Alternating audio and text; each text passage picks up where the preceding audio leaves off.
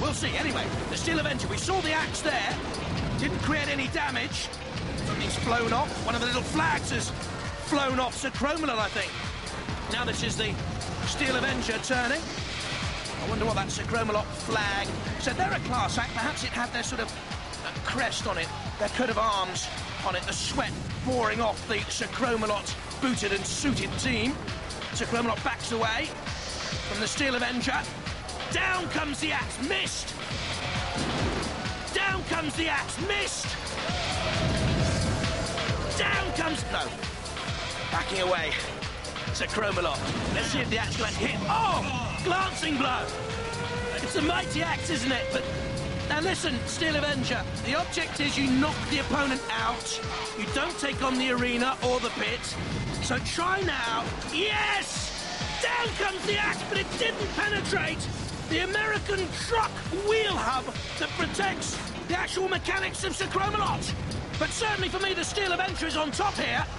Feather duster. Oh, look at the sweat pouring off Steve Merrill. He loves his music, his dancing, his jazz. But Steve, get fit, young man. Mind you, that's an enormous pot calling a small kettle black. Sir Chromalot digging in. But pit, they're calling. They sense that the Steel Avenger's victory is nigh. That's a waggling stick. This was their potent weapon, Sir Chromalot. In the pit with a final waggle. It's where it belonged. Oh, what a weapon. The Steel Avenger through. The cheerleaders won't be cheering now. Chromalot in the pit. The Steel Avenger goes through.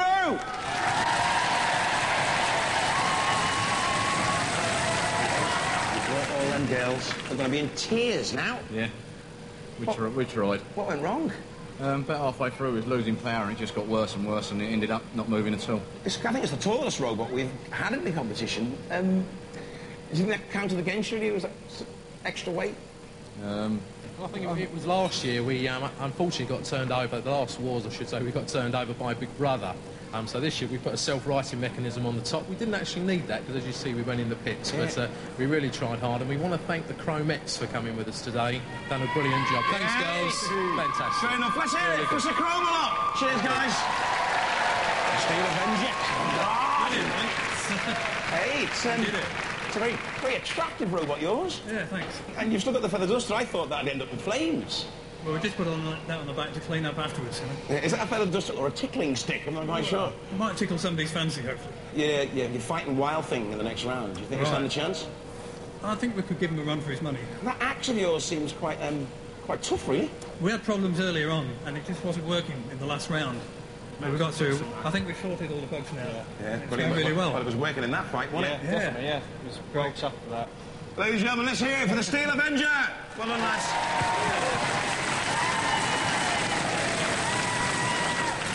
We're sorry you're out, but have you enjoyed yourself? We've had a fantastic time. It's been really great. And you came in some style, and it looks like you're going out in style as well. We're a class act. Here we go. 1, 2, 3, 4. Our heroes out, but we're back for more.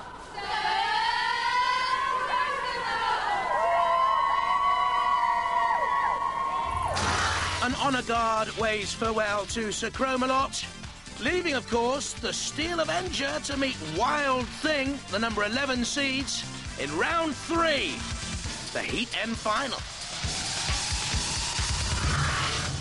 Alrighty. There comes a time in a robot's life when he has to do or die. This is that time. It's the third and final round. Wild Thing have got this stage by beating Humphrey with the Steel Avenger, who they meet now, of course. What do they learn from that thumping and bumping they gave in the very first battle as Humphrey went out? Next up, Reactor. Driven against the arena side wall, I think damage was caused there, and the house robots had their fun with Reactor. Now, having beaten Humphrey with the Wild Thing, the Steel Avenger then disposed, as we've just seen, of the waggling stick and Sir Chromalot. So you've got a serious charging up job to do here on the batteries? Yeah, they do a lot of current out the batteries. The motors got nice and hot, so we're just charging them up, make sure they're ready to go against the next one. You haven't got long. It's the Steel Avenger up next. What are your tactics? just smash them straight away. Oh, yeah? Your confidence is growing now, isn't it? Yeah, a bit more. OK, well, good luck to you, team. I think you could go a long way. Team, you're about to go into the arena. Now, we don't think you've really been tested yet. What do you say to that? I don't know. I think this could be the time to prove what we can do. This is going to be our toughest battle, I think. So, well, let's see some action. We've got a new duster anyway, so hopefully that will help us. It's been specially sharpened. Oh, the duster's been sharpened, the primary weapon, and I'll be rooting for you. So if we lose, it's your fault. All right, get in there.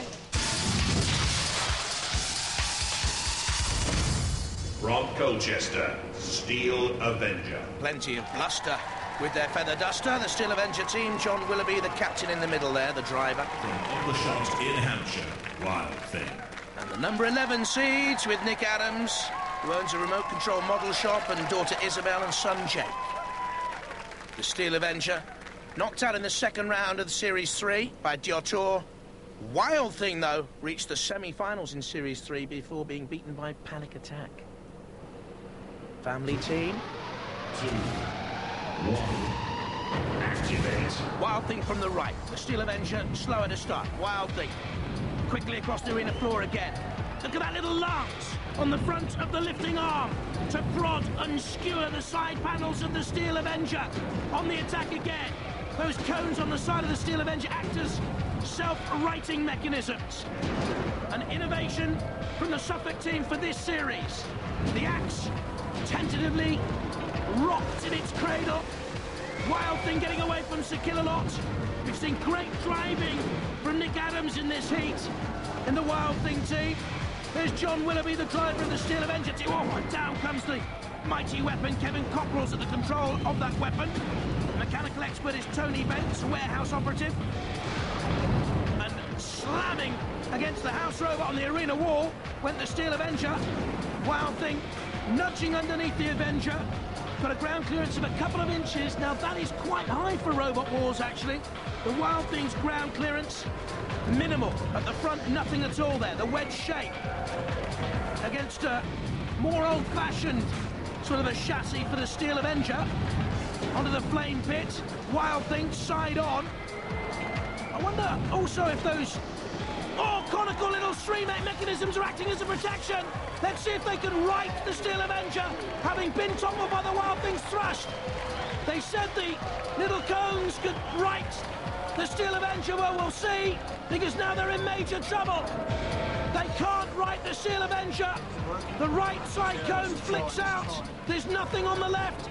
The axe can't lift the Steel Avenger. Wild Thing waits to see if they've won the heat. Sir Killalot comes in. I thought all along those side panels could be ripped away. I thought that would be the weak thing on the Steel Avenger. That's the way it's proven. There's the pit descending. They've come a long way via Humphrey, via Sir Chromalot. They've been great fun, the Steel Avenger team, but it ends here and now for them. Wild Thing gives the last shove, allowed to do so by the house robots. And Wild Thing have won heat F. Wild Thing! You make my heart sing! Wild Thing are through to the series semi-finals!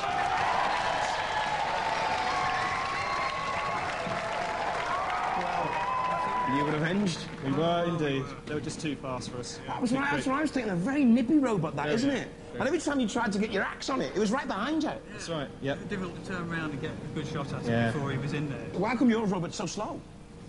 I would say it was slow. Well, I mean, it's much slower than that thing, isn't it? You geared it down, didn't you? Well, yeah, the speed is geared down a bit from the last war to try and make it a bit more responsive. Yeah. And it just depends who we're up against.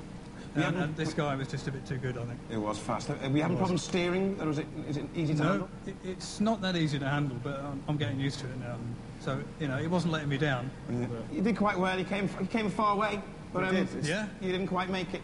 Yeah. Never mind, lads. Never mind. Steel Avenger, let's hear it for them. That went well for you, didn't it? Yeah, they were really good opponents. Yeah, they are good opponents. I mean, all the robots, when you get this far, are all quite hard, though, aren't they? Yeah. Well, your steering was absolutely amazing. I don't know how come, my hands almost slipping off. Yeah, it's very hot up here, isn't it? Oh, they were very good. They managed to get an axe blowing. I'd like to see if it made a hole in it. But they got on into the pit in the end, which we helped them in. Yeah, what I loved was that the house robots just lined it all up for you, and you just came with that final little touch into the pit. Yeah, they made it easy. What do you think of the series semi-finals? All the robots get harder from here, though. Bigger, badder, and better. Think you're going to stand a chance? We hope so. Yeah, sure we are. OK, then. Definitely going to beat them. Do you think you're going to win the competition? Yeah. That's what I like, a little bit of confidence. Let's hear it for Wild Thing. Well, one of my favourite bands is The Doors, but we'll really light your fire on Robot Wars. Bye-bye.